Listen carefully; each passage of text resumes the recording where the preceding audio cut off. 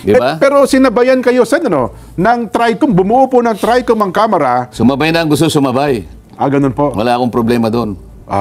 Yun naman pala. At least, kasi sabi nila, di ba yung TRICOM, parang TRICOM on infrastructure investigation. Yun din ata ang kanila magiging trabaho. Pinalalaki daw nila para maging katanggap-tanggap. Kaya nagbinuon TRICOM. Oho. So, yun pala. Sumabay ka. So, ngayon, ang dapat nating maintindihan nga ho dito, sabi ng mga mambabatas sa Kamara ng Representante, huwag naman na niyang sweeping statement. Sabi po ni Deputy Speaker Paulo Ortega ng La Union. Bakit? Meron bang sweeping statement? Sabi po nila, hindi naman makatarungan na nilahat ang buong Kamara dahil nagdudulot daw po ito ng pagdududa sa buong institusyon at nakakasira sa integridad ng mga miyembro nito kahit wala namang kinalaman doon sa inaakusa. Ginigiit po niya na nagsilbing miyembro ng House Quadcom noon pong 19th Congress ng pagiging patas ay kailangan ng pagiging tiyak at pagtalima sa due process, lalo na po sa paglalatag ng seryosong mga usapin. Ano record ng Quadcom sa patas na pagdinig? Kala mo noon, mayroong record ng patas na pagdinig. Fair investigation daw po, due process of law ang gumana. Nako, kaya sinasabi natin sa bandang huli, hayaan mo na ang tao ang gumawa ng hatol. Nagpaliwanag ka, pinipilit mo na wala kang kasalanan, tsakin mo na ang tao maniniwala sa'yo. Ang pinaka-arbiter, katapos-tapusan, yung tao eh. Ayun.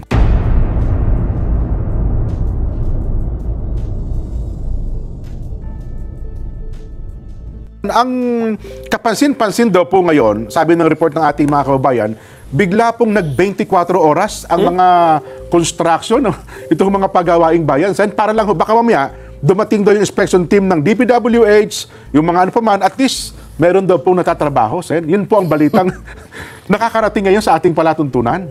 Nakakatuwa, ano? Opo, dati daw po, dati daw po, 1, 2, 3 ang taon, ngayon daw po 50. Sabay-sabay na nagtatrabaho, 24 oras. Siguro nga. Oho. Pero may tatago mo pa kaya yan? Hanggat may tatago siguro, Sen, gumagawa ko ng paraan. Siguro, pero yung pwede sigurong kumpunin, pero yung mga nakuha na ng litrato, kamukha yung pinakikita nyo kanina. Ha? Nai-record na. Siguro kahit ano pang gawin mo, hindi mo na may tatago yun. Ganun ho ba? Di ba? Yun doon sa may parte ng Lucena, Quezon, meron ka nakikiusap eh. Natatawa nga ako eh. Kung ano-ano yung pinadadaan sa akin eh. Okay. Pwede po bang ihuli nyo na ako kung sakaling ako tatanungin nyo kasi po talagang kukumpunihin ko po eh. Ganun. Alam ko yung sinasabi nyo, kaya ako natatawa eh. Kaya po namin kumpunihin talaga. Kaya nga sabi ko sa'yo, 24 oras ang trabaho, Sen eh. Pero, ito yung tatanggapin ko yan. Opo. Kapag ka wala ng baha, kasi kung kinumpunan mo ito, ang dami rin naman ko. Hindi ganun. Nakapagkumpuni ka dito, o paano yung ibang hindi kukumpunihin? Pareho rin. Kaya kung kukumpunihin ninyo, magmilagro kayo. Binibigyan ko kayo ng 1 week para kumpunin lahat. Itinayo sa loob ng 7 araw yung isang dike, no? Di ba? Oo nga. Pero paano natin ito babalansahin, Sen? Siyempre, alam niyo po, maraming maapektuhan ngayon.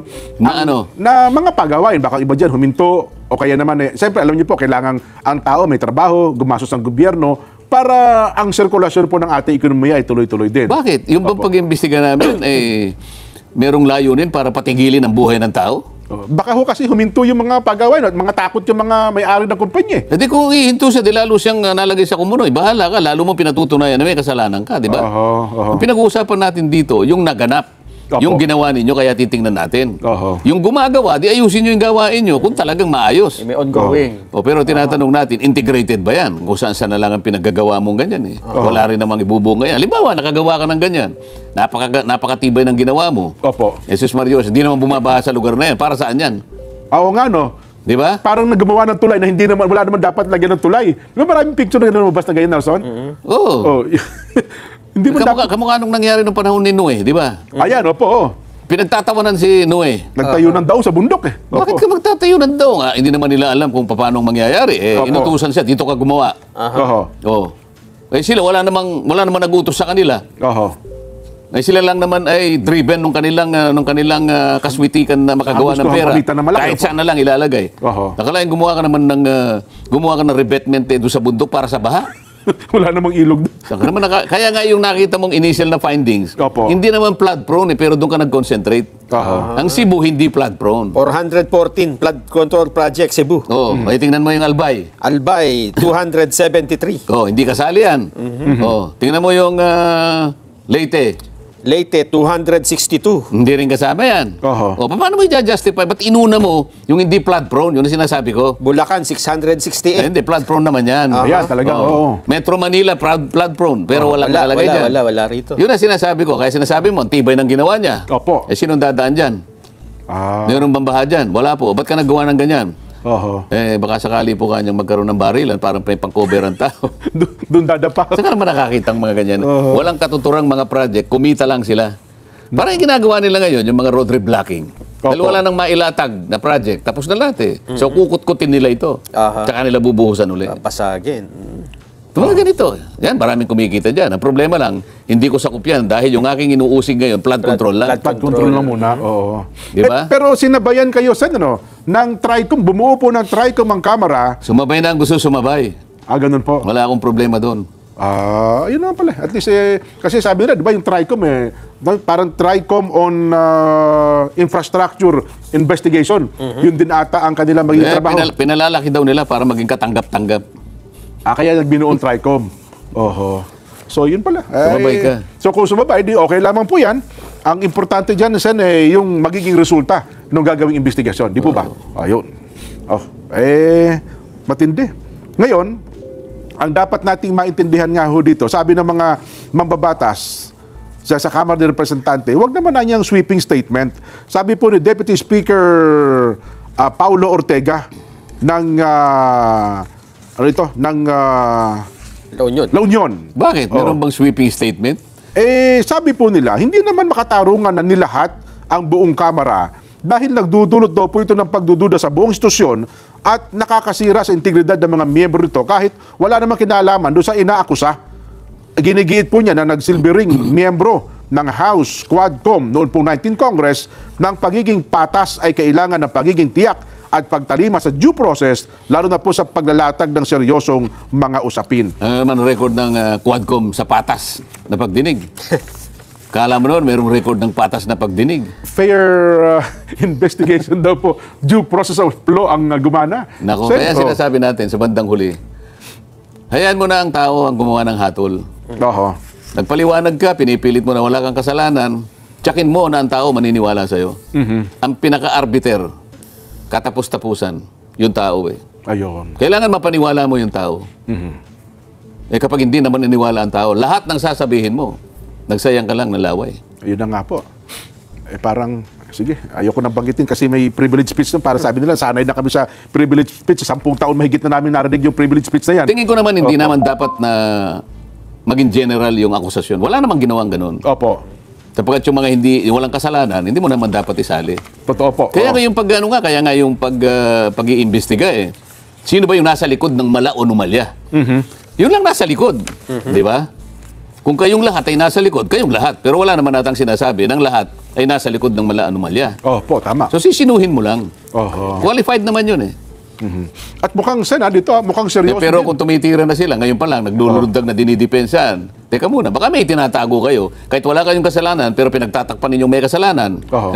Baka isa na lang ang uri ninyo. Pero ngayon, Sen, kapansin-pansin, ang Pangulo nagpautos ng investigasyon. Ang DBM, lumabas na rin po, Secretary Amina Pangandaman. Ang COA, ang pamunuan po ng COA, nag-utos na rin. DPWH, meron na rin po. Ang DepDep, meron na rin po. Ano nga ang kanilang gagawin? Bakit ngayon lang? Kasi ngayon lang ho nabunyag itong ganitong kalaking kontrobersya. Nagsimula na nga yung Blue Ribbon. Bakit kayo nakikipagpaligsahan kung totoong gumagawa kayo ng sarili ninyong pagsisasat? Bakit ngayon lang? Kasi ang dami nag-imbisi ngayon. Saan? Mukhang lahat kayo Hindi nga, kaya nga suspect sila eh. Bakit? Ba't ngayon lang? Opo. Bakit ngayon lang sila? Parang iniisip kong mabuti. Bakit ngayon lang? Nagsimula na ang Blue Ribbon eh, di ba? Ba't kayo nakikipagpaligsahan? Para Baka i-dispute yung investigasyon ng Blue Ribbon, hindi kaya? Paano mong i-dispute? Oo nga po, yun ang mahirap nila. Diba? Halimbawa yung COA. Ano naman ang moral ascendancy ng COA na mag-imbestiga? Gagawa ka ng fraud audit? Nag-utos na po sila. Yan nga po ang binilin, Sen. Nag-utos na sila sa kanilang mga... Anong i-audit mo pa ghost projects na nga eh. Ang hahanapin ko sa inyo, sino-sino ang nasa likod ng mga auditor dyan? Oho. O kaya kayo nag-audit para sabihin niyo wala kayong kasalanan. Hindi. Meron ng ghost projects eh. Paano nangyari? Sino ang nag-issue ng certificate of completion? Yan. Yun nga, para malinaw sa karaniwang mamamayan. Oo. Yung pang, alam mo, di ba, may project. Oo. Na-report mo, completed. Oo. Doon, di ba nakapirma ang COA dyan? Kailangan may sino-sino mga nakapirma dapat? Kaya nga kung sino yung kanilang tinalaga sa mga project, merong COA yan May COA. Nakita mo sa bawat project, merong merong DPWH. may DPWH na na billboard. Meron din billboard ang COA. Aha. Oh, sino yung pumirma na COA? Na-complete. Sino yung district engineer? Oho. Sino yung provincial director? Oho. Hanggang kailan naabot to? Sa USEC ba? Hanggang USEC o pirma? O nakakolekta kayo? Oho. Nakakolekta kayo. X amount of money. Wala palang project. Ayun. Ano ang imbestigahan mo pa doon? Anong fraud audit mo gagawin dyan? Wala. Ghost kasi talaga. It is fraud in itself. Oho. Kaya, well, Ang hahanapin ko dyan, sino-sino ang nasa likod niyan. oho. O, sa gusto nyo, sa ayon sa gusto, kailangan ilitaw ninyo kung sino-sino yung mga may kinalaman sa mga ghost projects at marami pa ngayon ang maaaring makuha dyan. So, tamang-tama Initial lang yung sinabi niya, Bulacan pa lang.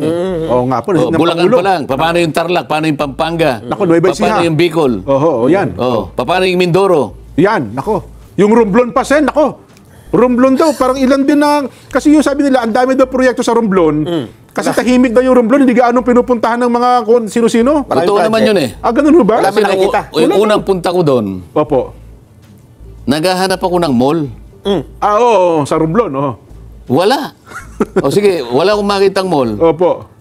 Wala bang tindahan dito? Wala talaga akong makita eh. Oho. Tahimik. Tahimik daw po Supermarket. kasi Romblon, oo. Dahil ang pupuntahan ko, may usapan kami ni Kong Budoy. Kung Budoy Madrona, oo. Oo, dinaanan ko, puro bundok. Oho. Kaya, puro puno.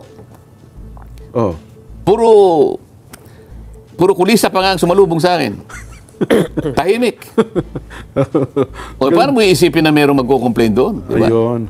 Kaya pala sabi ng suki-suki. Ang problema daw po, yung mga kontraktor ng taga Romblon, hindi ba ibigay sa kanila? Hindi sa mga laki taga ng- Romblon. Hindi taga Romblon Ang may project doon.